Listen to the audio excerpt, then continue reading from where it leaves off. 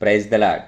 క్రీస్తునందు ప్రియమైన స్నేహితులారా, మన తండ్రికి తల్లికి ఏది ఇష్టమో తెలుసుకొని వారిష్టానుసారంగా జీవించి వారిని సంతోషపెట్టాలని మనం ప్రయాసపడుతూ ఉంటాం.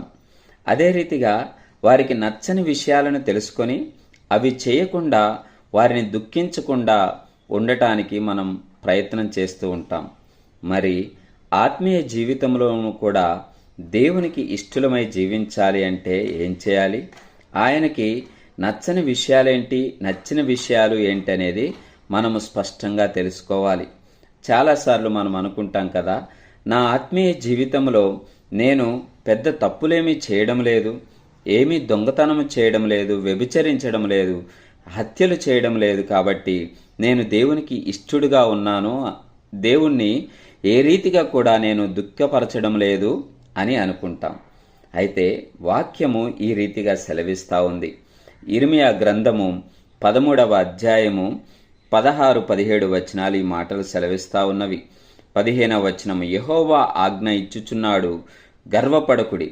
ఆయన చీకటి కమ్ము చేయక మునిపే, మీ కాళ్ళు చీకటి కొండలకు తగులక మునిపే, వెలుగు కొరకు మీరు కనిపెట్టుచుండగా ఆయన దాని గాఢాంధకారముగా చేయక మునిపే, మీ దేవుడైన యెహోవా మహిమ గలవాడని ఆయనను కొనియాడుడి.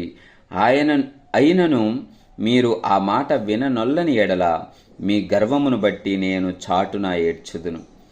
దేవుడు ఏమని ఆశపడతా ఉన్నాడంటే, ప్రతి విషయంలోనూ దేవుని కొనియాడాలి అని ఆశపడుతూ ఉన్నాడు. అలాగ మనము చేయకుండా, దేవుని స్తుతించకుండా, ఆయన చేసిన మేలులు బట్టి, ఆయన చేసిన అద్భుత కార్యాలను బట్టి ఆయనను కొనియాడకుండా మనము చాలాసార్లు దేవుని మర్చిపోతూ ఉంటాం. కానీ దేవుడు ఏమని ఆశపడతా ఉన్నాడంటే, ప్రతి విషయంలో కూడా దేవుని కొనియాడాలని ఆశపడతా ఉన్నాడు. అంత మాత్రమే కాదు, కానీ ఆయన మాటలు వినకుండా మనం ఎప్పుడైతే గర్వాన్ని కలిగి ఉంటామో మన గర్వమును బట్టి దేవుడు దుఃఖించుచున్నాడట. నువ్వు హత్య చేయనక్కర్లేదు, నువ్వు మరి పెద్ద పెద్ద తప్పులే చేయనక్కర్లేదు దేవుడు బాధపడాలంటే. నువ్వు గర్వాన్ని కలిగి ఉంటే కూడా దేవుడు నీ గర్వాన్ని బట్టి దుఃఖిస్తూ ఉన్నాడట. కాబట్టి ప్రియమైన స్నేహితుడా, మనము మన గర్వాన్ని విడిచిపెడదాం, దేవునికి ఇష్టలుగా జీవిద్దాం. మనము గర్వించడానికి మన గొప్పతనం ఏమీ లేదు.